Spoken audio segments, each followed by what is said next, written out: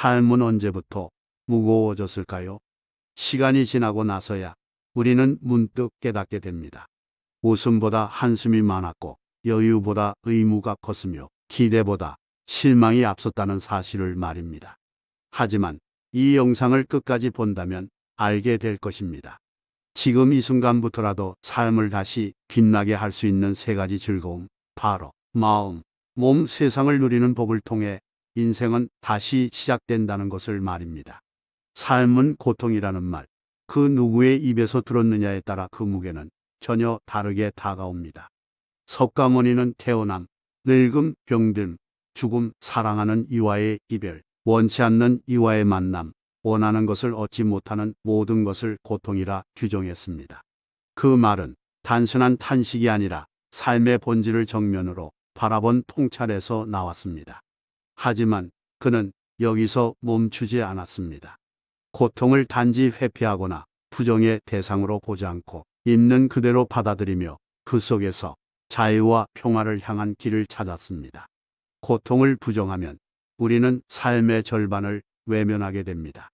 그러나 고통을 인정하고 품으면 그 안에서 진정한 즐거움이 피어오를 수 있다는 점, 그것이 바로 석가모니의 위대함입니다.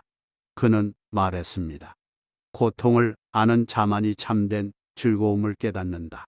이 말은 오늘날을 살아가는 우리에게도 깊은 울림을 줍니다. 특히 인생의 무게를 온몸으로 느끼는 중장년층에게 이 말은 단순한 철학이 아니라 삶을 다시 견디게 하는 힘이 됩니다. 삶의 고단함이 밀려올 때 그 고통을 억지로 덮거나 외면하기보다는 잠시 멈춰 서서 그 고통을 바라보는 연습이 필요합니다. 그것이 마음을 즐겁게 하는 첫 번째 단계입니다. 억지로 웃으려 하지 않고 가슴속 깊은 곳의 두려움과 아픔을 인정하고 품을 때 마음은 놀랍도록 가벼워집니다. 이는 곧 마음의 해방이며 진정한 평안의 시작입니다. 석가모니는 스스로도 이를 실천했습니다. 그는 세상 모든 욕망을 끊고 고요한 수행 속에서 자신을 단련했습니다. 특히 그는 극단적 고행을 거부했습니다. 육체를 학대하는 것 역시 하나의 집착이며 이는 자유로 가는 길과는 전혀 맞지 않다는 것이 그의 가르침이었습니다. 그는 마음의 고요함과 몸의 편안함이 조화를 이루어야 비로소 삶이 맑은 즐거움으로 채워질 수 있다고 봤습니다. 몸을 즐겁게 한다는 것은 단순히 쾌락을 추구하는 것이 아닙니다. 몸이 보내는 신호에 귀를 기울이고 필요한 만큼만 먹고 쉬며 절제된 삶을 통해 균형을 찾는 것입니다.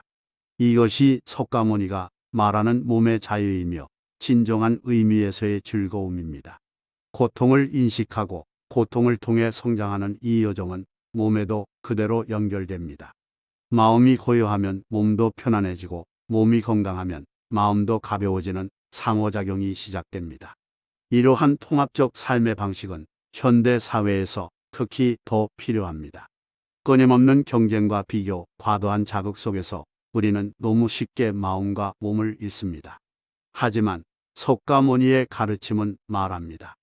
고통은 회피하는 것이 아니라 이해하고 수용하는 것이라고. 그리고 그렇게 받아들인 고통은 결국 삶을 더욱 빛나게 해주는 걸음이 된다고. 세상을 즐기는 법 역시 석가모니의 가르침에 깊이 배어 있습니다. 그는 세상이 변덕스럽고 끊임없이 바뀌는 것임을 인정했습니다. 하지만 중요한 건 그 변화 속에서 끊임없이 흔들리는 것이 아니라 모든 것을 있는 그대로 껴안는 자세였습니다. 그는 인연의 흐름을 믿었습니다. 모든 것은 인연 따라 생겨나고 인연 따라 사라진다. 이 가르침은 세상을 억지로 조종하거나 통제하려 하지 말고 그 흐름 속에서 자연스럽게 살아가라는 지혜를 담고 있습니다. 바람이 부는 날은 바람을 느끼고 비가 오는 날은 비를 맞으며 흐르는 강물처럼 살아가는 것. 그것이 진정으로 세상을 즐기는 법입니다. 세상을 내 뜻대로 움직이려 할 때 우리는 끊임없는 좌절을 경험하게 됩니다. 하지만 그 흐름을 받아들이고 조화롭게 어우러질 때 우리는 비로소 세상 속에서도 고요한 즐거움을 찾을 수 있습니다. 어떤 날은 해가 비추고 어떤 날은 비가 옵니다. 이 모든 변화 앞에서 원망하거나 좌절하기보다 그 모든 순간을 있는 그대로 살아가는 자세야말로 석가모니가 전하고자 했던 삶의 지혜입니다. 모든 존재는 덧없다. 그러나 덧없음을 아는 이는 괴로움을 넘는다. 이 말처럼 삶의 본질을 꿰뚫어 본 자만이 진정한 즐거움을 향해 걸어갈 수 있습니다. 여러분도 지금 이 순간 자신의 마음과 몸 그리고 세상을 다시 바라보며 그 안에서 작지만 진한 즐거움을 발견해 보시길 바랍니다. 고요한 연꽃 한 송이처럼 그 즐거움은 삶을 다시 환히 밝히는 빛이 될 것입니다. 책은 담은 중국 명나라 시대의 홍자성이 집필한 잠언집으로 마음을 다스리는 법, 몸을 가꾸는 법, 세상과 조화롭게 살아가는 법을 짧고 깊은 문장으로 풀어낸 철학서입니다. 그 내용은 시대를 초월하여 지금의 우리 삶에도 그대로 적용됩니다. 책은 담이 말하는 삶의 핵심은 마음을 가꾸고 몸을 다스리며 세상을 맑은 눈으로 바라보는 것입니다. 이 세 가지를 조화롭게 즐기는 삶이야말로 진정한 평온과 기쁨을 안겨준다고 말합니다. 먼저 마음을 즐겁게 하는 길을 책은 담은 두 가지로 강조합니다. 첫째는 탐욕을 비우는 일입니다. 너무 많은 것을 바라지 말고 있는 그대로의 삶에서 만족을 찾으라는 가르침입니다. 비우면 가볍고 가벼우면 즐겁다는 말처럼 마음속 욕망과 불안을 내려놓을 때 마음은 다시 빛을 되찾습니다. 둘째는 자연을 가까이 하는 것입니다. 바람 소리, 나무 그늘, 길가의 들꽃 한 송이에서 삶의 번뇌를 잠시 내려놓을 수 있는 지혜. 이는 거창하거나 대단한 것이 아닙니다. 오히려 평범한 일상 속에서 평안을 찾는 능력이야말로 책은 담이 말하는 진정한 마음의 즐거움입니다. 몸을 즐겁게 하는 길도 책은 담은 명확히 제시합니다. 그것은 절제, 균형, 자연스러움입니다.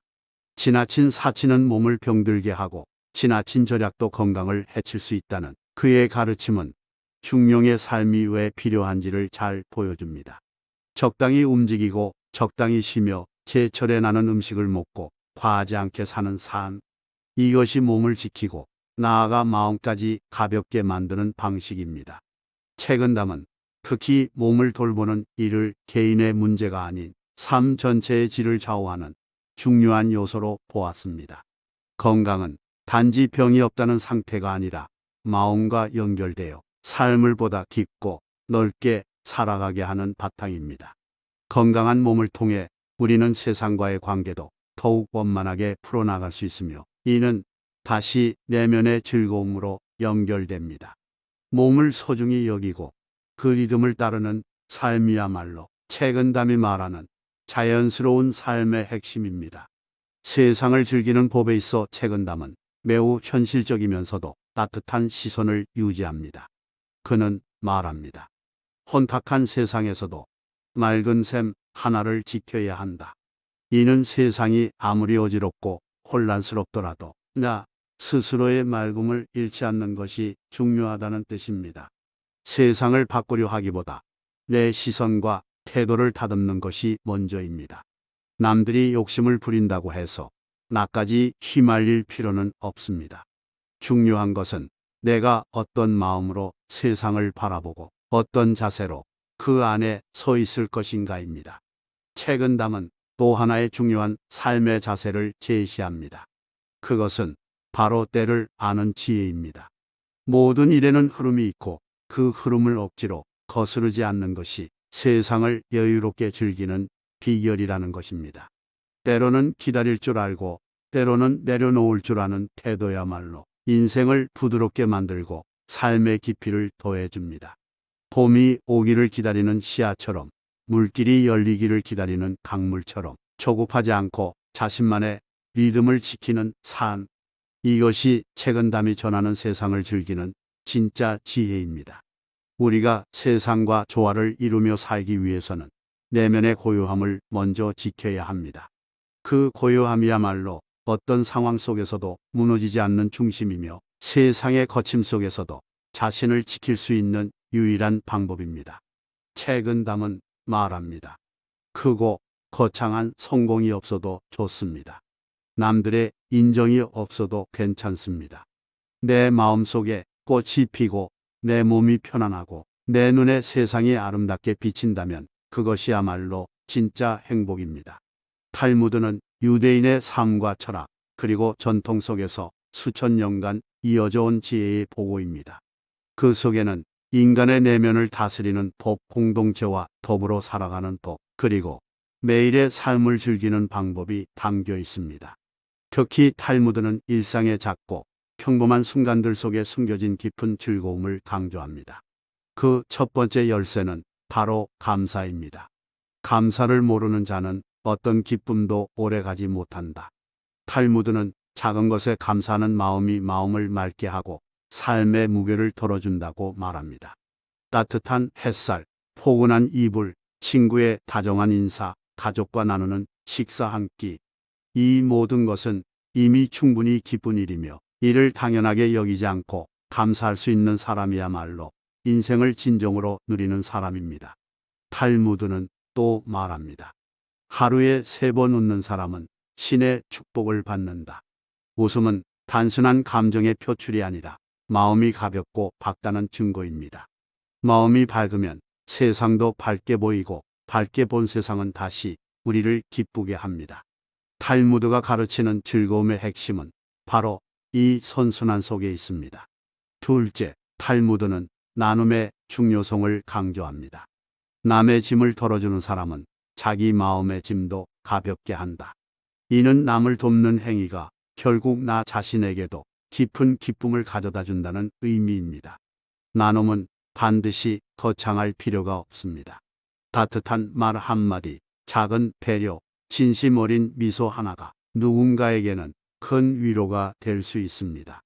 이런 작은 나눔들이 모여 사회를 더 따뜻하게 만들고 동시에 내 마음도 따뜻하게 변화시킵니다. 탈무드는 우리에게 묻습니다. 당신은 오늘 누구에게 미소 지었는가? 누구의 손을 잡아주었는가?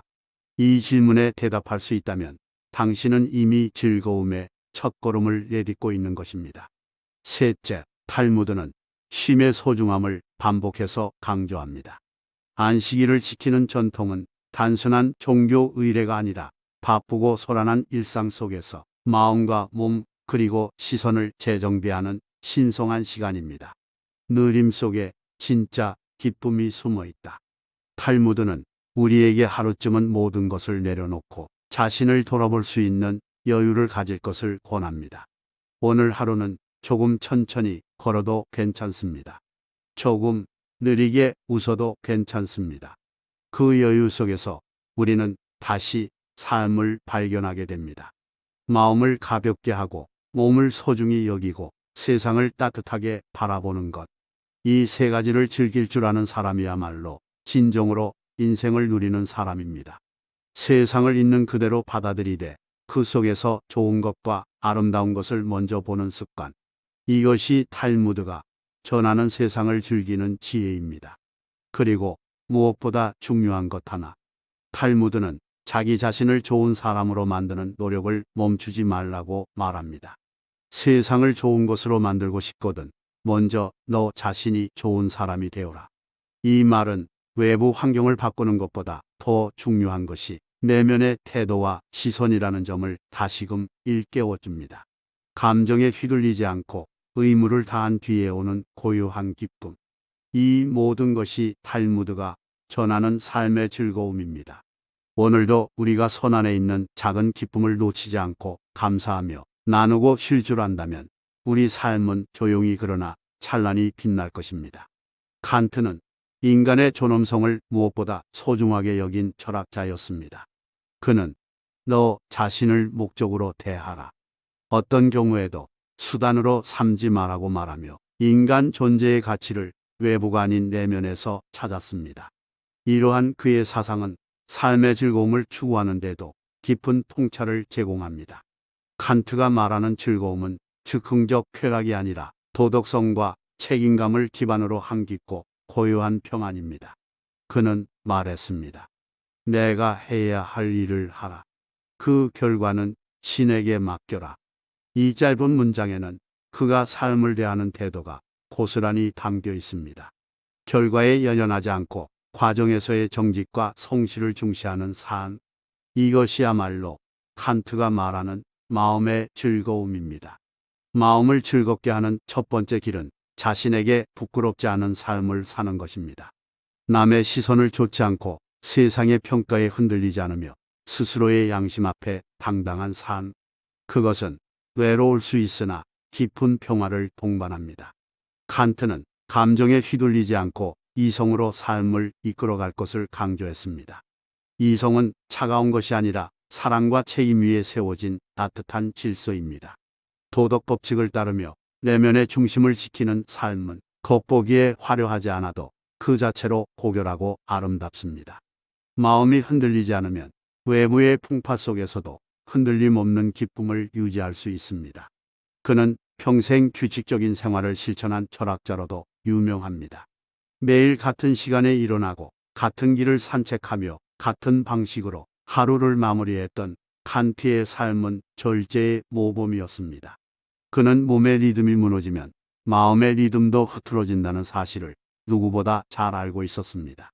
몸을 즐겁게 한다는 것은 단순한 건강 유지가 아니라 자기 자신을 존중하고 사랑하는 일입니다. 적당한 운동, 규칙적인 식사, 충분한 휴식, 이 기본적인 생활 습관 속에 삶을 빛나게 하는 비밀이 숨어 있습니다. 칸트는 말했습니다. 건강은 의무다. 이는 단지 병을 예방하라는 뜻이 아니라 건강한 몸이 인간답게 사는 데 필요한 최소한의 기반임을 강조하는 표현입니다. 몸을 돌보는 일은 자신의 존엄을 지키는 일이기도 합니다. 내 몸을 귀하게 여길 때 내 삶도 귀하게 여겨지기 시작합니다. 세상을 즐긴다는 것은 결코 외적인 조건에 좌우되는 일이 아닙니다. 칸트는 내 마음 안의 도덕 법칙을 보고 밤하늘의 별을 보아라고 했습니다. 이 말은 삶이 아무리 복잡하고 불공평해 보여도 우리 내면의 도덕성과 우주의 질서를 기억하라는 뜻입니다. 도덕 법칙은 우리를 이끌어주는 내부의 나침반이며 별은 우리가 바라보아야 할 외부의 등불입니다. 세상은 언제나 불완전하고 예측 불가능합니다. 하지만 그 속에서도 변하지 않는 가치를 품고 사는 사람은 흔들림 없는 즐거움을 누릴 수 있습니다. 세상이 공정하지 않다고 느껴질 때조차도 자신의 중심을 지킬 수 있다면 우리는 세상을 올바르게 즐기고 있는 것입니다. 칸트가 말하는 즐거움은 결코 가볍지 않습니다. 그것은 자기 존엄과 책임, 도덕성, 규칙 있는 삶을 통해 얻어지는 깊고 묵직한 기쁨입니다.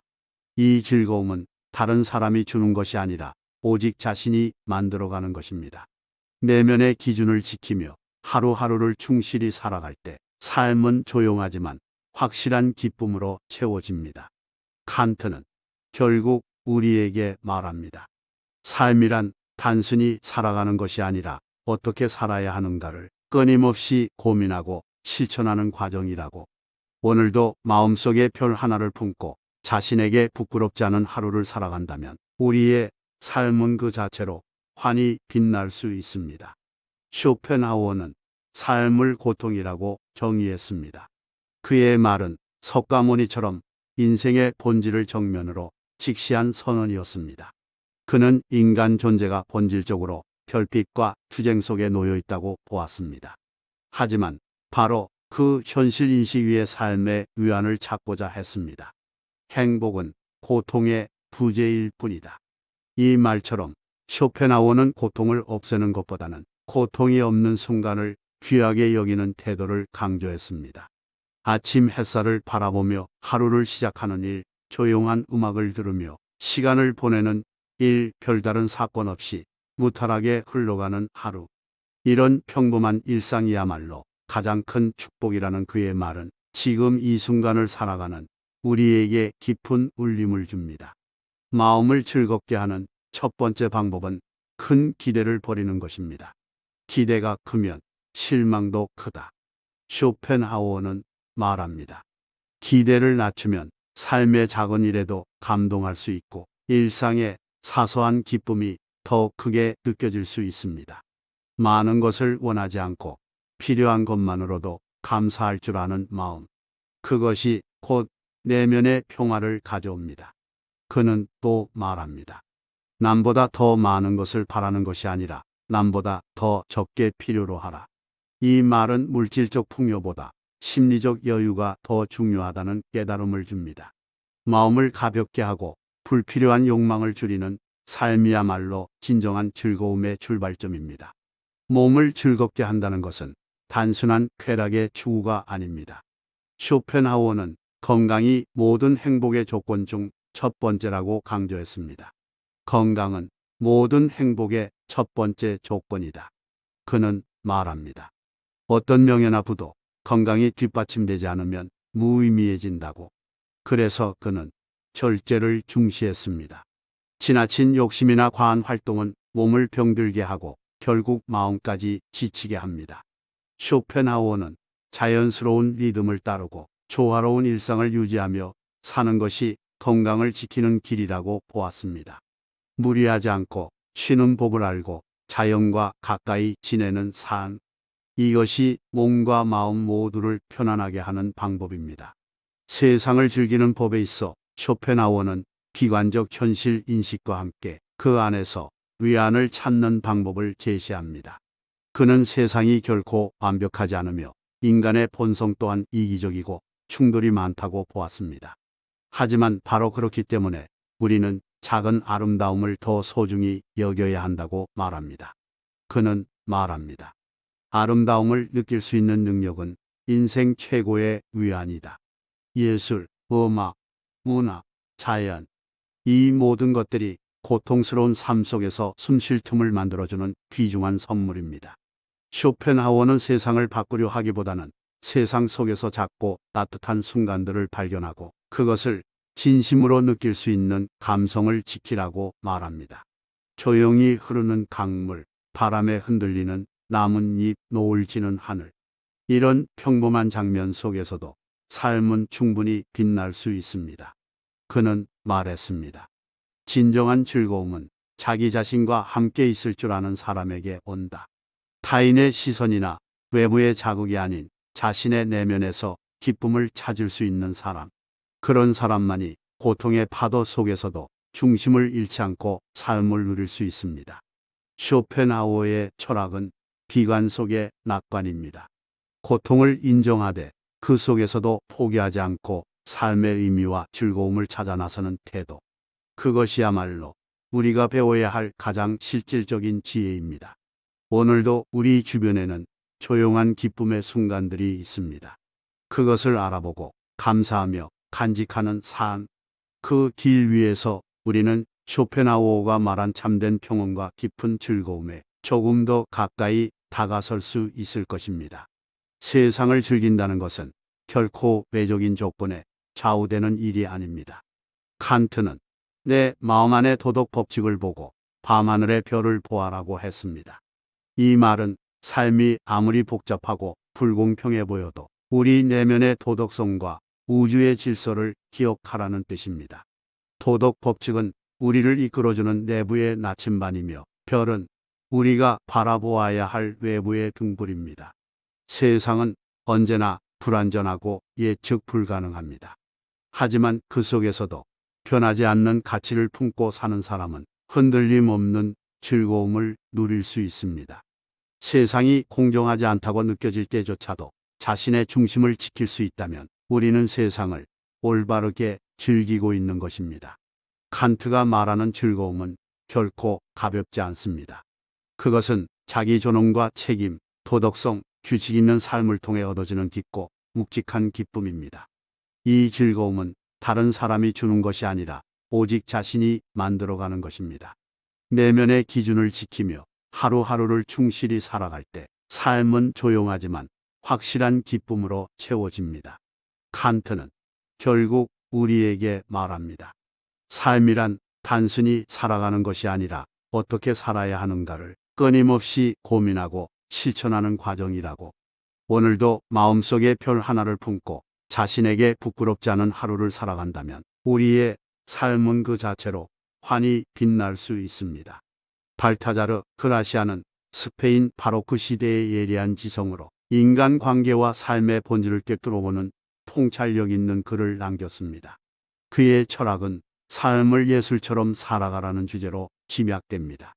그라시아는 말합니다. 지혜로운 사람은 인생을 예술처럼 살아간다. 그는 삶을 치열한 경쟁이나 끊임없는 성취의 연속으로 보지 않았습니다. 오히려 내면의 조화와 외부와의 균형을 통해 삶을 하나의 작품처럼 완성해 가야 한다고 보았습니다. 이 철학은 오늘날 빠르게 변하는 세상 속에서 자기 중심을 잃지 않고 살아가야 하는 우리에게 깊은 가르침을 줍니다. 삶을 즐기기 위해 가장 먼저 필요한 것은 바로 마음의 절제입니다. 그라시아는 말합니다. 마음을 통제할 수 있는 사람만이 진정한 자유를 얻는다. 이 말처럼 마음이 흔들리면 삶 전체가 흔들립니다. 그래서 그는 불필요한 감정에 휘둘리지 말고 필요 없는 말은 삼가며 진짜 가치 있는 것만 선택하라고 했습니다. 절제는 단순한 억제가 아니라 선택의 능력이며 무엇을 받아들이고 무엇을 흘려보낼 것인지 결정하는 주체적인 태도입니다. 그라시아는 또한 인간관계에서의 간격을 매우 중요하게 여겼습니다. 그는 말했습니다. 사람과 사람 사이에는 알맞은 거리가 필요하다. 너무 가까워지면 상처받고 너무 멀어지면 소외됩니다. 적당한 거리, 적당한 기대, 적당한 친밀감이야말로 관계를 건강하게 유지하는 핵심입니다. 마음이 즐겁기 위해서는 이 균형 잡힌 관계의 기술이 필수입니다. 타인을 의식하지 않고 동시에 타인을 존중하는 태도는 마음의 평화를 유지하는 데 큰 도움이 됩니다. 그는 또 이렇게 말합니다. 자신을 돌보는 일에 인색하지 말라. 자신에게 지나치게 엄격한 사람은 결국 마음의 여유를 잃게 됩니다. 자기 자신을 귀하게 여기는 것, 그것이 마음을 지키는 또 하나의 길입니다. 몸을 즐겁게 하는 삶에 대해 그라시아는 절제와 여유의 균형을 강조합니다. 그는 일과 쉼, 긴장과 이완의 리듬이 조화롭게 이어져야 삶이 균형을 찾는다고 말했습니다. 최고의 성취는 지혜롭게 쉬는 법을 아는 것이다. 이 말처럼 그는 쉴 때는 완전히 쉬고 일할 때는 몰입하라는 원칙을 세웠습니다. 너무 많은 일에 손을 대지 말고 하나의 일을 천천히 깊게 완수하는 태도. 이것이 삶의 깊이를 더하고 몸을 지치지 않게 만드는 지혜입니다. 그는 또한 규칙 있는 삶을 권장했습니다. 무리하지 않고 욕심내지 않고 자신에게 맞는 생활 리듬을 지키는 것. 그렇게 살아갈 때 몸은 자연스럽게 가벼워지고 마음도 여유를 되찾습니다. 몸을 소중히 여긴다는 것은 단순히 건강을 유지하는 일이 아니라 자신의 삶을 존중하는 방식입니다. 세상을 즐기는 법에 대해 그라시아는 철저히 현실적이면서도 낙관적인 시선을 유지합니다. 그는 말합니다. 세상은 이해하는 것이 아니라 다루는 것이다. 이 말은 세상을 완전히 이해하려 들기보다는 그 흐름에 맞춰 지혜롭게 대응하라는 뜻입니다. 세상은 우리의 예측대로 움직이지 않으며 좋은 기회도 준비된 자에게만 찾아옵니다. 그는 또한 이렇게 말했습니다. 아무리 좋은 말이라도 때를 놓치면 쓸모없다. 즉, 세상과의 조화는 때를 아는 지혜에서 시작됩니다. 타이밍을 알고 흐름을 읽고 때로는 기다릴 줄 아는 인내. 그것이야말로 세상을 유연하게 즐기는 사람의 태도입니다. 세상은 언제나 불확실하고 복잡하지만 그 복잡함 속에서도 자신만의 중심을 지키며 걸어가는 사람은 결코 흔들리지 않습니다. 그라시아는 마지막으로 겸손의 가치를 강조합니다. 가장 큰 지혜는 스스로를 낮출 줄 아는 데 있다. 이 말은 자신을 작게 만드는 것이 아니라 자신을 더 단단하게 만드는 태도를 말합니다. 겸손한 사람은 세상의 변화에 흔들리지 않고 타인의 가치를 존중할 줄 알며 자신을 과도하게 내세우지 않습니다. 이 겸손은 오히려 삶을 더 넓고 깊게 만들며 진정한 즐거움을 가능하게 하는 기반이 됩니다. 삶을 예술처럼 살아간다는 것은 결국 이 모든 균형과 조화를 일상 속에서 실천해 나가는 것입니다. 마음을 절제하고 몸을 소중히 여기며 세상을 지혜롭게 다루는 것.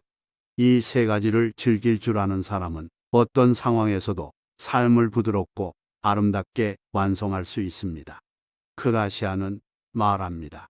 인생은 긴 경주가 아니다. 짧고 정확한 걸음들의 연속이다. 오늘 하루를 서두르지 말고 조급해하지 말고 정확하고 충실하게 살아간다면 우리의 인생은 조용히 그러나 찬란히 빛날 것입니다.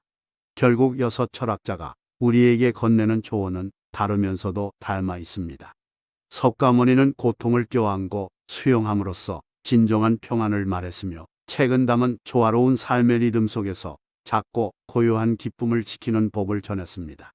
탈무드는 감사와 나눔, 그리고 쉼이라는 일상의 지혜를 강조했고, 칸트는 도덕과 자기 존엄을 지키며 살아가는 삶에서 오는 깊은 만족을 이야기했습니다. 쇼펜하우어는 고통의 전제 속에서도 절제와 내면의 아름다움을 통한 위안을 제시했으며, 발타자르 크라시아는 절제, 간격, 겸손이라는 세 가지를 통해 삶을 예술처럼 완성하라고 가르쳤습니다.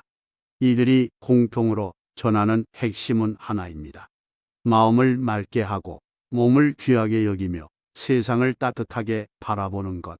이 세 가지를 즐길 줄 아는 사람이야말로 진정으로 삶을 누리는 사람이라는 점입니다. 우리는 살아가면서 수없이 많은 고민에 부딪히고 뜻대로 되지 않는 일들 앞에 좌절하기도 합니다. 하지만 마음이 가벼우면 세상도 가벼워지고, 몸이 건강하면 생각도 긍정적으로 바뀝니다. 그리고 시선이 바뀌면 익숙했던 풍경도 새롭게 보이기 시작합니다. 그러니 지금이라도 늦지 않았습니다.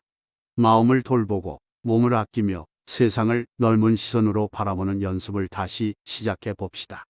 삶의 진정한 즐거움은 멀리 있는 것이 아니라 이미 우리 안에 존재하고 있었던 것들입니다. 그것을 알고도 외면했던 시간들이 있다면 이제는 그 진리를 실천할 차례입니다. 한 비자는 이렇게 말했습니다. 마음이 바르면 몸이 따르고 몸이 바르면 세상이 따른다. 우리 마음 한가운데 작은 기쁨의 씨앗을 심는다면 그 씨앗은 언젠가 환한 꽃으로 피어날 것입니다. 그리고 그 꽃은 삶의 마지막 순간까지 우리 곁을 지켜주는 소중한 등불이 되어줄 것입니다. 오늘도 조용히 그러나 찬란히 살아가는 법을 배우는 하루이기를 바랍니다.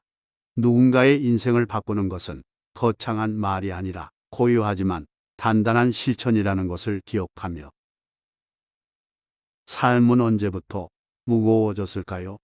시간이 지나고 나서야 우리는 문득 깨닫게 됩니다. 웃음보다 한숨이 많았고, 여유보다 의무가 컸으며, 기대보다 실망이 앞섰다는 사실을 말입니다. 하지만 이 영상을 끝까지 본다면 알게 될 것입니다. 지금 이 순간부터라도 삶을 다시 빛나게 할 수 있는 세 가지 즐거움, 바로 마음, 몸, 세상을 누리는 법을 통해 인생은 다시 시작된다는 것을 말입니다. 삶은 고통이라는 말, 그 누구의 입에서 들었느냐에 따라 그 무게는 전혀 다르게 다가옵니다. 석가모니는 태어남, 늙음, 병듦, 죽음, 사랑하는 이와의 이별, 원치 않는 이와의 만남, 원하는 것을 얻지 못하는 모든 것을 고통이라 규정했습니다. 그 말은 단순한 탄식이 아니라 삶의 본질을 정면으로 바라본 통찰에서 나왔습니다. 하지만 그는 여기서 멈추지 않았습니다. 고통을 단지 회피하거나 부정의 대상으로 보지 않고 있는 그대로 받아들이며 그 속에서 자유와 평화를 향한 길을 찾았습니다. 고통을 부정하면 우리는 삶의 절반을 외면하게 됩니다. 그러나 고통을 인정하고 품으면 그 안에서 진정한 즐거움이 피어오를 수 있다는 점, 그것이 바로 석가모니의 위대함입니다. 그는 말했습니다. 고통을 아는 자만이 참된 즐거움을 깨닫는다. 이 말은 오늘날을 살아가는 우리에게도 깊은 울림을 줍니다. 특히 인생의 무게를 온몸으로 느끼는 중장년층에게 이 말은 단순한 철학이 아니라 삶을 다시 견디게 하는 힘이 됩니다. 삶의 고단함이 밀려올 때 그 고통을 억지로 덮거나 외면하기보다는 잠시 멈춰 서서 그 고통을 바라보는 연습이 필요합니다. 그것이 마음을 즐겁게 하는 첫 번째 단계입니다. 억지로 웃으려 하지 않고 가슴속 깊은 곳의 두려움과 아픔을 인정하고 품을 때 마음은 놀랍도록 가벼워집니다. 이는 곧 마음의 해방이며 진정한 평안의 시작입니다. 석가모니는 스스로도 이를 실천했습니다. 그는 세상 모든 욕망을 끊고 고요한 수행 속에서 자신을 단련했습니다. 특히 그는 극단적 고행을 거부했습니다. 육체를 학대하는 것 역시 하나의 집착이며 이는 자유로 가는 길과는 전혀 맞지 않다는 것이 그의 가르침이었습니다. 그는 마음의 고요함과 몸의 편안함이 조화를 이루어야 비로소 삶이 맑은 즐거움으로 채워질 수 있다고 봤습니다. 몸을 즐겁게 한다는 것은 단순히 쾌락을 추구하는 것이 아닙니다. 몸이 보내는 신호에 귀를 기울이고 필요한 만큼만 먹고 쉬며 절제된 삶을 통해 균형을 찾는 것입니다. 이것이 석가모니가 말하는 몸의 자유이며 진정한 의미에서의 즐거움입니다. 고통을 인식하고 고통을 통해 성장하는 이 여정은 몸에도 그대로 연결됩니다. 마음이 고요하면 몸도 편안해지고 몸이 건강하면 마음도 가벼워지는 상호작용이 시작됩니다. 이러한 통합적 삶의 방식은 현대 사회에서 특히 더 필요합니다. 끊임없는 경쟁과 비교, 과도한 자극 속에서 우리는 너무 쉽게 마음과 몸을 잃습니다. 하지만 석가모니의 가르침은 말합니다. 고통은 회피하는 것이 아니라 이해하고 수용하는 것이라고. 그리고 그렇게 받아들인 고통은 결국 삶을 더욱 빛나게 해주는 걸음이 된다고. 세상을 즐기는 법 역시 석가모니의 가르침에 깊이 배어 있습니다. 그는 세상이 변덕스럽고 끊임없이 바뀌는 것임을 인정했습니다. 하지만 중요한 건 그 변화 속에서 끊임없이 흔들리는 것이 아니라 모든 것을 있는 그대로 껴안는 자세였습니다. 그는 인연의 흐름을 믿었습니다. 모든 것은 인연 따라 생겨나고 인연 따라 사라진다. 이 가르침은 세상을 억지로 조종하거나 통제하려 하지 말고 그 흐름 속에서 자연스럽게 살아가라는 지혜를 담고 있습니다. 바람이 부는 날은 바람을 느끼고 비가 오는 날은 비를 맞으며 흐르는 강물처럼 살아가는 것. 그것이 진정으로 세상을 즐기는 법입니다. 세상을 내 뜻대로 움직이려 할 때 우리는 끊임없는 좌절을 경험하게 됩니다. 하지만 그 흐름을 받아들이고 조화롭게 어우러질 때 우리는 비로소 세상 속에서도 고요한 즐거움을 찾을 수 있습니다. 어떤 날은 해가 비추고 어떤 날은 비가 옵니다. 이 모든 변화 앞에서 원망하거나 좌절하기보다 그 모든 순간을 있는 그대로 살아가는 자세야말로 석가모니가 전하고자 했던 삶의 지혜입니다. 모든 존재는 덧없다. 그러나 덧없음을 아는 이는 괴로움을 넘는다. 이 말처럼 삶의 본질을 꿰뚫어 본 자만이 진정한 즐거움을 향해 걸어갈 수 있습니다. 여러분도 지금 이 순간 자신의 마음과 몸 그리고 세상을 다시 바라보며 그 안에서 작지만 진한 즐거움을 발견해 보시길 바랍니다. 고요한 연꽃 한 송이처럼 그 즐거움은 삶을 다시 환히 밝히는 빛이 될 것입니다. 책은 담은 중국 명나라 시대의 홍자성이 집필한 잠언집으로 마음을 다스리는 법, 몸을 가꾸는 법, 세상과 조화롭게 살아가는 법을 짧고 깊은 문장으로 풀어낸 철학서입니다. 그 내용은 시대를 초월하여 지금의 우리 삶에도 그대로 적용됩니다. 책은 담이 말하는 삶의 핵심은 마음을 가꾸고 몸을 다스리며 세상을 맑은 눈으로 바라보는 것입니다. 이 세 가지를 조화롭게 즐기는 삶이야말로 진정한 평온과 기쁨을 안겨준다고 말합니다. 먼저 마음을 즐겁게 하는 길을 책은 담은 두 가지로 강조합니다. 첫째는 탐욕을 비우는 일입니다. 너무 많은 것을 바라지 말고 있는 그대로의 삶에서 만족을 찾으라는 가르침입니다. 비우면 가볍고 가벼우면 즐겁다는 말처럼 마음속 욕망과 불안을 내려놓을 때 마음은 다시 빛을 되찾습니다. 둘째는 자연을 가까이 하는 것입니다. 바람 소리, 나무 그늘, 길가의 들꽃 한 송이에서 삶의 번뇌를 잠시 내려놓을 수 있는 지혜. 이는 거창하거나 대단한 것이 아닙니다. 오히려 평범한 일상 속에서 평안을 찾는 능력이야말로 책은담이 말하는 진정한 마음의 즐거움입니다. 몸을 즐겁게 하는 길도 책은담은 명확히 제시합니다. 그것은 절제, 균형, 자연스러움입니다.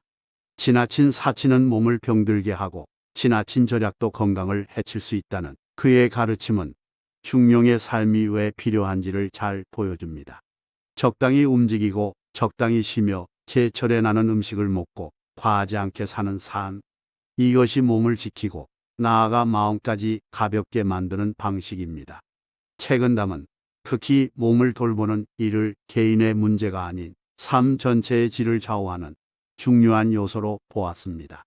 건강은 단지 병이 없다는 상태가 아니라 마음과 연결되어 삶을 보다 깊고 넓게 살아가게 하는 바탕입니다. 건강한 몸을 통해 우리는 세상과의 관계도 더욱 원만하게 풀어나갈 수 있으며 이는 다시 내면의 즐거움으로 연결됩니다. 몸을 소중히 여기고 그 리듬을 따르는 삶이야말로 책은담이 말하는 자연스러운 삶의 핵심입니다. 세상을 즐기는 법에 있어 책은담은 매우 현실적이면서도 따뜻한 시선을 유지합니다. 그는 말합니다. 혼탁한 세상에서도 맑은 샘 하나를 지켜야 한다. 이는 세상이 아무리 어지럽고 혼란스럽더라도 나 스스로의 맑음을 잃지 않는 것이 중요하다는 뜻입니다. 세상을 바꾸려 하기보다 내 시선과 태도를 다듬는 것이 먼저입니다. 남들이 욕심을 부린다고 해서 나까지 휘말릴 필요는 없습니다. 중요한 것은 내가 어떤 마음으로 세상을 바라보고 어떤 자세로 그 안에 서 있을 것인가입니다. 책은담은 또 하나의 중요한 삶의 자세를 제시합니다. 그것은 바로 때를 아는 지혜입니다. 모든 일에는 흐름이 있고 그 흐름을 억지로 거스르지 않는 것이 세상을 여유롭게 즐기는 비결이라는 것입니다. 때로는 기다릴 줄 알고 때로는 내려놓을 줄 아는 태도야말로 인생을 부드럽게 만들고 삶의 깊이를 더해줍니다. 봄이 오기를 기다리는 씨앗처럼 물길이 열리기를 기다리는 강물처럼 조급하지 않고 자신만의 리듬을 지키는 삶. 이것이 책은담이 전하는 세상을 즐기는 진짜 지혜입니다. 우리가 세상과 조화를 이루며 살기 위해서는 내면의 고요함을 먼저 지켜야 합니다. 그 고요함이야말로 어떤 상황 속에서도 무너지지 않는 중심이며 세상의 거침 속에서도 자신을 지킬 수 있는 유일한 방법입니다. 책은담은 말합니다. 크고 거창한 성공이 없어도 좋습니다. 남들의 인정이 없어도 괜찮습니다. 내 마음속에 꽃이 피고 내 몸이 편안하고 내 눈에 세상이 아름답게 비친다면 그것이야말로 진짜 행복입니다. 탈무드는 유대인의 삶과 철학 그리고 전통 속에서 수천 년간 이어져 온 지혜의 보고입니다. 그 속에는 인간의 내면을 다스리는 법, 공동체와 더불어 살아가는 법, 그리고 매일의 삶을 즐기는 방법이 담겨 있습니다. 특히 탈무드는 일상의 작고 평범한 순간들 속에 숨겨진 깊은 즐거움을 강조합니다. 그 첫 번째 열쇠는 바로 감사입니다. 감사를 모르는 자는 어떤 기쁨도 오래가지 못한다. 탈무드는 작은 것에 감사하는 마음이 마음을 맑게 하고 삶의 무게를 덜어준다고 말합니다. 따뜻한 햇살, 포근한 이불, 친구의 다정한 인사, 가족과 나누는 식사 한 끼. 이 모든 것은 이미 충분히 기쁜 일이며 이를 당연하게 여기지 않고 감사할 수 있는 사람이야말로 인생을 진정으로 누리는 사람입니다. 탈무드는 또 말합니다. 하루에 3번 웃는 사람은 신의 축복을 받는다. 웃음은 단순한 감정의 표출이 아니라 마음이 가볍고 밝다는 증거입니다. 마음이 밝으면 세상도 밝게 보이고 밝게 본 세상은 다시 우리를 기쁘게 합니다. 탈무드가 가르치는 즐거움의 핵심은 바로 이 선순환 속에 있습니다. 둘째, 탈무드는 나눔의 중요성을 강조합니다. 남의 짐을 덜어주는 사람은 자기 마음의 짐도 가볍게 한다. 이는 남을 돕는 행위가 결국 나 자신에게도 깊은 기쁨을 가져다 준다는 의미입니다. 나눔은 반드시 거창할 필요가 없습니다. 따뜻한 말 한마디, 작은 배려, 진심 어린 미소 하나가 누군가에게는 큰 위로가 될 수 있습니다. 이런 작은 나눔들이 모여 사회를 더 따뜻하게 만들고 동시에 내 마음도 따뜻하게 변화시킵니다. 탈무드는 우리에게 묻습니다. 당신은 오늘 누구에게 미소 지었는가? 누구의 손을 잡아주었는가? 이 질문에 대답할 수 있다면 당신은 이미 즐거움의 첫걸음을 내딛고 있는 것입니다. 셋째, 탈무드는 쉼의 소중함을 반복해서 강조합니다. 안식일을 지키는 전통은 단순한 종교 의례가 아니라 바쁘고 소란한 일상 속에서 마음과 몸 그리고 시선을 재정비하는 신성한 시간입니다. 느림 속에 진짜 기쁨이 숨어 있다. 탈무드는 우리에게 하루쯤은 모든 것을 내려놓고 자신을 돌아볼 수 있는 여유를 가질 것을 권합니다. 오늘 하루는 조금 천천히 걸어도 괜찮습니다. 조금 느리게 웃어도 괜찮습니다. 그 여유 속에서 우리는 다시 삶을 발견하게 됩니다. 마음을 가볍게 하고 몸을 소중히 여기고 세상을 따뜻하게 바라보는 것. 이 세 가지를 즐길 줄 아는 사람이야말로 진정으로 인생을 누리는 사람입니다. 세상을 있는 그대로 받아들이되 그 속에서 좋은 것과 아름다운 것을 먼저 보는 습관. 이것이 탈무드가 전하는 세상을 즐기는 지혜입니다. 그리고 무엇보다 중요한 것 하나. 탈무드는 자기 자신을 좋은 사람으로 만드는 노력을 멈추지 말라고 말합니다. 세상을 좋은 곳으로 만들고 싶거든 먼저 너 자신이 좋은 사람이 되어라. 이 말은 외부 환경을 바꾸는 것보다 더 중요한 것이 내면의 태도와 시선이라는 점을 다시금 일깨워줍니다. 감정에 휘둘리지 않고 의무를 다한 뒤에 오는 고요한 기쁨. 이 모든 것이 탈무드가 전하는 삶의 즐거움입니다. 오늘도 우리가 손안에 있는 작은 기쁨을 놓치지 않고 감사하며 나누고 쉴 줄 안다면 우리 삶은 조용히 그러나 찬란히 빛날 것입니다. 칸트는 인간의 존엄성을 무엇보다 소중하게 여긴 철학자였습니다. 그는 너 자신을 목적으로 대하라. 어떤 경우에도 수단으로 삼지 말라고 말하며 인간 존재의 가치를 외부가 아닌 내면에서 찾았습니다. 이러한 그의 사상은 삶의 즐거움을 추구하는 데도 깊은 통찰을 제공합니다. 칸트가 말하는 즐거움은 즉흥적 쾌락이 아니라 도덕성과 책임감을 기반으로 한 깊고 고요한 평안입니다. 그는 말했습니다. 내가 해야 할 일을 하라. 그 결과는 신에게 맡겨라. 이 짧은 문장에는 그가 삶을 대하는 태도가 고스란히 담겨 있습니다. 결과에 연연하지 않고 과정에서의 정직과 성실을 중시하는 삶. 이것이야말로 칸트가 말하는 마음의 즐거움입니다. 마음을 즐겁게 하는 첫 번째 길은 자신에게 부끄럽지 않은 삶을 사는 것입니다. 남의 시선을 좇지 않고 세상의 평가에 흔들리지 않으며 스스로의 양심 앞에 당당한 삶. 그것은 외로울 수 있으나 깊은 평화를 동반합니다. 칸트는 감정에 휘둘리지 않고 이성으로 삶을 이끌어갈 것을 강조했습니다. 이성은 차가운 것이 아니라 사랑과 책임 위에 세워진 따뜻한 질서입니다. 도덕 법칙을 따르며 내면의 중심을 지키는 삶은 겉보기에 화려하지 않아도 그 자체로 고결하고 아름답습니다. 마음이 흔들리지 않으면 외부의 풍파 속에서도 흔들림 없는 기쁨을 유지할 수 있습니다. 그는 평생 규칙적인 생활을 실천한 철학자로도 유명합니다. 매일 같은 시간에 일어나고 같은 길을 산책하며 같은 방식으로 하루를 마무리했던 칸트의 삶은 절제의 모범이었습니다. 그는 몸의 리듬이 무너지면 마음의 리듬도 흐트러진다는 사실을 누구보다 잘 알고 있었습니다. 몸을 즐겁게 한다는 것은 단순한 건강 유지가 아니라 자기 자신을 존중하고 사랑하는 일입니다. 적당한 운동, 규칙적인 식사, 충분한 휴식, 이 기본적인 생활 습관 속에 삶을 빛나게 하는 비밀이 숨어 있습니다. 칸트는 말했습니다. 건강은 의무다. 이는 단지 병을 예방하라는 뜻이 아니라 건강한 몸이 인간답게 사는 데 필요한 최소한의 기반임을 강조하는 표현입니다. 몸을 돌보는 일은 자신의 존엄을 지키는 일이기도 합니다.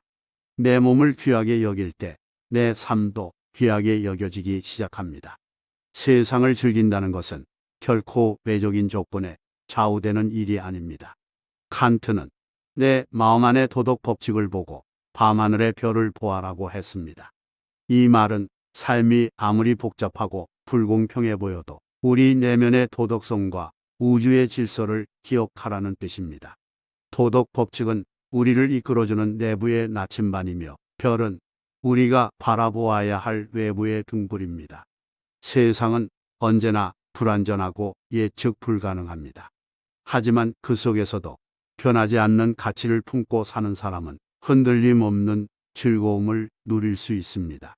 세상이 공정하지 않다고 느껴질 때조차도 자신의 중심을 지킬 수 있다면 우리는 세상을 올바르게 즐기고 있는 것입니다.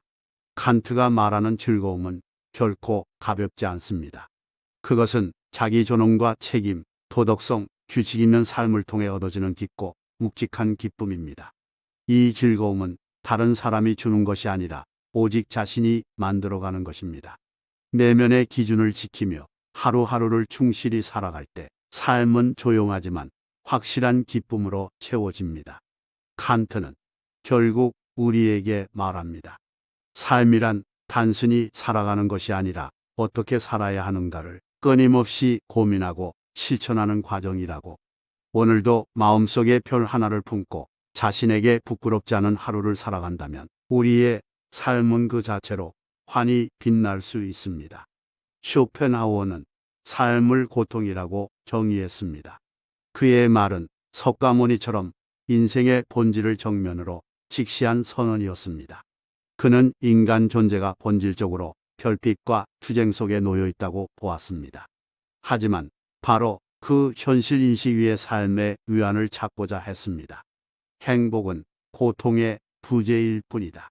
이 말처럼 쇼펜하우어는 고통을 없애는 것보다는 고통이 없는 순간을 귀하게 여기는 태도를 강조했습니다. 아침 햇살을 바라보며 하루를 시작하는 일, 조용한 음악을 들으며 시간을 보내는 일, 별다른 사건 없이 무탈하게 흘러가는 하루. 이런 평범한 일상이야말로 가장 큰 축복이라는 그의 말은 지금 이 순간을 살아가는 우리에게 깊은 울림을 줍니다. 마음을 즐겁게 하는 첫 번째 방법은 큰 기대를 버리는 것입니다. 기대가 크면 실망도 크다. 쇼펜하우어는 말합니다. 기대를 낮추면 삶의 작은 일에도 감동할 수 있고 일상의 사소한 기쁨이 더 크게 느껴질 수 있습니다. 많은 것을 원하지 않고 필요한 것만으로도 감사할 줄 아는 마음. 그것이 곧 내면의 평화를 가져옵니다. 그는 또 말합니다. 남보다 더 많은 것을 바라는 것이 아니라 남보다 더 적게 필요로 하라. 이 말은 물질적 풍요보다 심리적 여유가 더 중요하다는 깨달음을 줍니다. 마음을 가볍게 하고 불필요한 욕망을 줄이는 삶이야말로 진정한 즐거움의 출발점입니다. 몸을 즐겁게 한다는 것은 단순한 쾌락의 추구가 아닙니다. 쇼펜하우어는 건강이 모든 행복의 조건 중 첫 번째라고 강조했습니다. 건강은 모든 행복의 첫 번째 조건이다. 그는 말합니다. 어떤 명예나 부도 건강이 뒷받침되지 않으면 무의미해진다고. 그래서 그는 절제를 중시했습니다. 지나친 욕심이나 과한 활동은 몸을 병들게 하고 결국 마음까지 지치게 합니다. 쇼펜하우어는 자연스러운 리듬을 따르고 조화로운 일상을 유지하며 사는 것이 건강을 지키는 길이라고 보았습니다. 무리하지 않고 쉬는 법을 알고 자연과 가까이 지내는 삶. 이것이 몸과 마음 모두를 편안하게 하는 방법입니다. 세상을 즐기는 법에 있어 쇼펜하우어는 비관적 현실 인식과 함께 그 안에서 위안을 찾는 방법을 제시합니다. 그는 세상이 결코 완벽하지 않으며 인간의 본성 또한 이기적이고 충돌이 많다고 보았습니다. 하지만 바로 그렇기 때문에 우리는 작은 아름다움을 더 소중히 여겨야 한다고 말합니다. 그는 말합니다. 아름다움을 느낄 수 있는 능력은 인생 최고의 위안이다.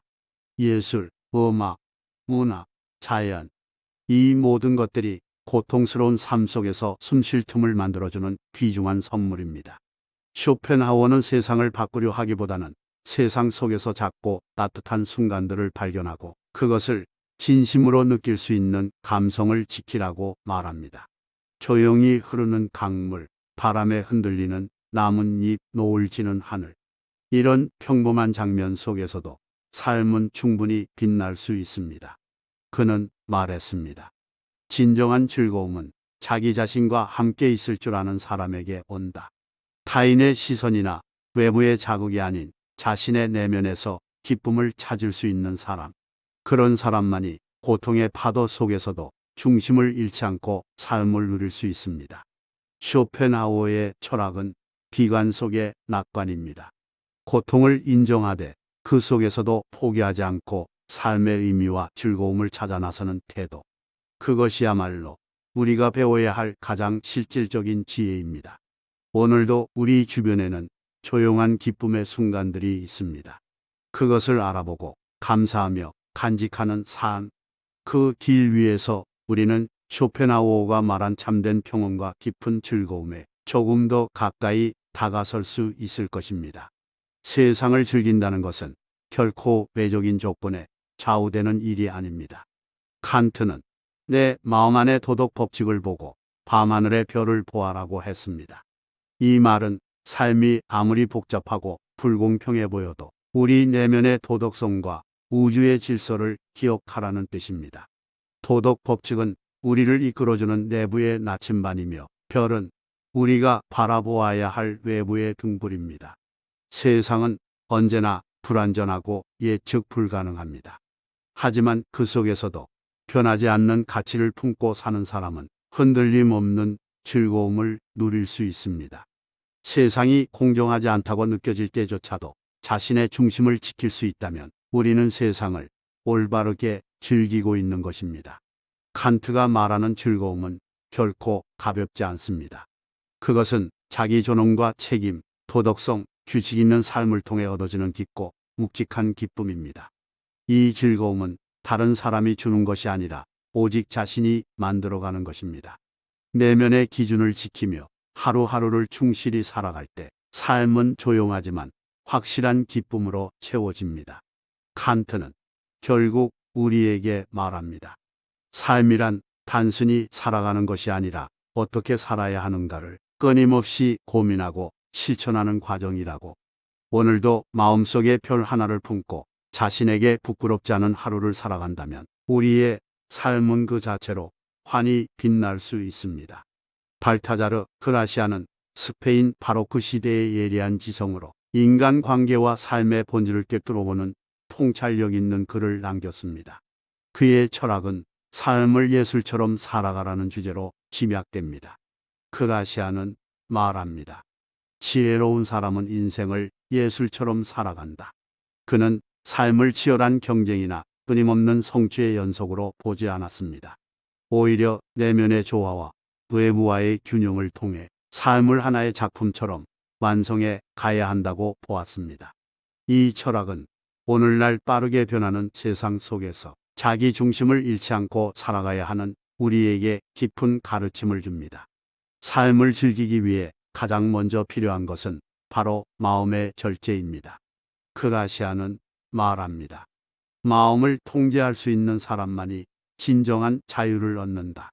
이 말처럼 마음이 흔들리면 삶 전체가 흔들립니다. 그래서 그는 불필요한 감정에 휘둘리지 말고 필요 없는 말은 삼가며 진짜 가치 있는 것만 선택하라고 했습니다. 절제는 단순한 억제가 아니라 선택의 능력이며 무엇을 받아들이고 무엇을 흘려보낼 것인지 결정하는 주체적인 태도입니다. 그라시아는 또한 인간관계에서의 간격을 매우 중요하게 여겼습니다. 그는 말했습니다. 사람과 사람 사이에는 알맞은 거리가 필요하다. 너무 가까워지면 상처받고 너무 멀어지면 소외됩니다. 적당한 거리, 적당한 기대, 적당한 친밀감이야말로 관계를 건강하게 유지하는 핵심입니다. 마음이 즐겁기 위해서는 이 균형 잡힌 관계의 기술이 필수입니다. 타인을 의식하지 않고 동시에 타인을 존중하는 태도는 마음의 평화를 유지하는 데 큰 도움이 됩니다. 그는 또 이렇게 말합니다. 자신을 돌보는 일에 인색하지 말라.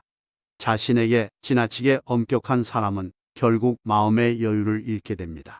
자기 자신을 귀하게 여기는 것, 그것이 마음을 지키는 또 하나의 길입니다.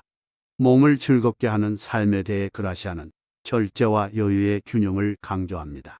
그는 일과 쉼, 긴장과 이완의 리듬이 조화롭게 이어져야 삶이 균형을 찾는다고 말했습니다. 최고의 성취는 지혜롭게 쉬는 법을 아는 것이다. 이 말처럼 그는 쉴 때는 완전히 쉬고 일할 때는 몰입하라는 원칙을 세웠습니다. 너무 많은 일에 손을 대지 말고 하나의 일을 천천히 깊게 완수하는 태도. 이것이 삶의 깊이를 더하고 몸을 지치지 않게 만드는 지혜입니다. 그는 또한 규칙 있는 삶을 권장했습니다. 무리하지 않고 욕심내지 않고 자신에게 맞는 생활 리듬을 지키는 것. 그렇게 살아갈 때 몸은 자연스럽게 가벼워지고 마음도 여유를 되찾습니다. 몸을 소중히 여긴다는 것은 단순히 건강을 유지하는 일이 아니라 자신의 삶을 존중하는 방식입니다. 세상을 즐기는 법에 대해 그라시아는 철저히 현실적이면서도 낙관적인 시선을 유지합니다. 그는 말합니다. 세상은 이해하는 것이 아니라 다루는 것이다. 이 말은 세상을 완전히 이해하려 들기보다는 그 흐름에 맞춰 지혜롭게 대응하라는 뜻입니다. 세상은 우리의 예측대로 움직이지 않으며 좋은 기회도 준비된 자에게만 찾아옵니다. 그는 또한 이렇게 말했습니다. 아무리 좋은 말이라도 때를 놓치면 쓸모없다. 즉, 세상과의 조화는 때를 아는 지혜에서 시작됩니다. 타이밍을 알고 흐름을 읽고 때로는 기다릴 줄 아는 인내. 그것이야말로 세상을 유연하게 즐기는 사람의 태도입니다. 세상은 언제나 불확실하고 복잡하지만 그 복잡함 속에서도 자신만의 중심을 지키며 걸어가는 사람은 결코 흔들리지 않습니다. 그라시아는 마지막으로 겸손의 가치를 강조합니다. 가장 큰 지혜는 스스로를 낮출 줄 아는 데 있다. 이 말은 자신을 작게 만드는 것이 아니라 자신을 더 단단하게 만드는 태도를 말합니다. 겸손한 사람은 세상의 변화에 흔들리지 않고 타인의 가치를 존중할 줄 알며 자신을 과도하게 내세우지 않습니다. 이 겸손은 오히려 삶을 더 넓고 깊게 만들며 진정한 즐거움을 가능하게 하는 기반이 됩니다. 삶을 예술처럼 살아간다는 것은 결국 이 모든 균형과 조화를 일상 속에서 실천해 나가는 것입니다.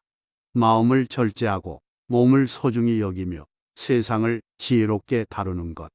이 세 가지를 즐길 줄 아는 사람은 어떤 상황에서도 삶을 부드럽고 아름답게 완성할 수 있습니다. 그라시아는 말합니다. 인생은 긴 경주가 아니다. 짧고 정확한 걸음들의 연속이다. 오늘 하루를 서두르지 말고 조급해하지 말고 정확하고 충실하게 살아간다면 우리의 인생은 조용히 그러나 찬란히 빛날 것입니다. 결국 여섯 철학자가 우리에게 건네는 조언은 다르면서도 닮아 있습니다. 석가모니는 고통을 껴안고 수용함으로써 진정한 평안을 말했으며, 책은 담은 조화로운 삶의 리듬 속에서 작고 고요한 기쁨을 지키는 법을 전했습니다. 탈무드는 감사와 나눔, 그리고 쉼이라는 일상의 지혜를 강조했고, 칸트는 도덕과 자기 존엄을 지키며 살아가는 삶에서 오는 깊은 만족을 이야기했습니다. 쇼펜하우어는 고통의 전제 속에서도 절제와 내면의 아름다움을 통한 위안을 제시했으며, 발타자르 그라시아는 절제, 간격, 겸손이라는 세 가지를 통해 삶을 예술처럼 완성하라고 가르쳤습니다. 이들이 공통으로 전하는 핵심은 하나입니다. 마음을 맑게 하고 몸을 귀하게 여기며 세상을 따뜻하게 바라보는 것. 이 세 가지를 즐길 줄 아는 사람이야말로 진정으로 삶을 누리는 사람이라는 점입니다. 우리는 살아가면서 수없이 많은 고민에 부딪히고 뜻대로 되지 않는 일들 앞에 좌절하기도 합니다. 하지만 마음이 가벼우면 세상도 가벼워지고 몸이 건강하면 생각도 긍정적으로 바뀝니다. 그리고 시선이 바뀌면 익숙했던 풍경도 새롭게 보이기 시작합니다. 그러니 지금이라도 늦지 않았습니다. 마음을 돌보고 몸을 아끼며 세상을 넓은 시선으로 바라보는 연습을 다시 시작해 봅시다. 삶의 진정한 즐거움은 멀리 있는 것이 아니라 이미 우리 안에 존재하고 있었던 것들입니다. 그것을 알고도 외면했던 시간들이 있다면 이제는 그 진리를 실천할 차례입니다. 한 비자는 이렇게 말했습니다. 마음이 바르면 몸이 따르고 몸이 바르면 세상이 따른다. 우리 마음 한가운데 작은 기쁨의 씨앗을 심는다면 그 씨앗은 언젠가 환한 꽃으로 피어날 것입니다. 그리고 그 꽃은 삶의 마지막 순간까지 우리 곁을 지켜주는 소중한 등불이 되어줄 것입니다. 오늘도 조용히 그러나 찬란히 살아가는 법을 배우는 하루이기를 바랍니다. 누군가의 인생을 바꾸는 것은 거창한 말이 아니라 고요하지만 단단한 실천이라는 것을 기억하며